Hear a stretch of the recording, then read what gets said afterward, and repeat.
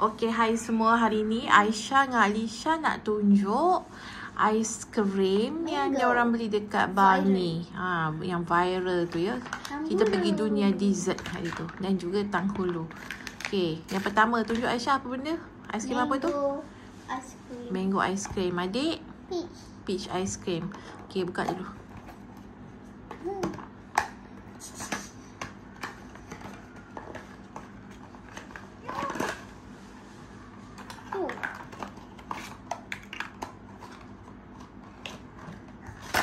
Ush. Oh, itulah aiskrimnya. Oh.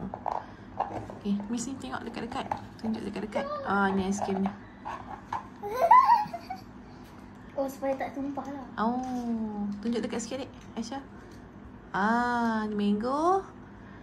Yang adik punya, Alisha punya, peach. Keras lah kat luarnya. Dalamnya. Jangan gigit. Umi dah kan?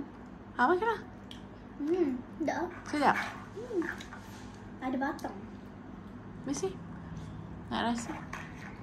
Jangan gigit banyak-banyak. Okey. Tapi ni ada batang. Tak payah batang. Kakak dulu. Okay. Sekejap. Nak makan. Sikit je. Ih, banyak lah tu. Sikit ni je. Adik ni lagi malu lah. Makanlah ni sekali.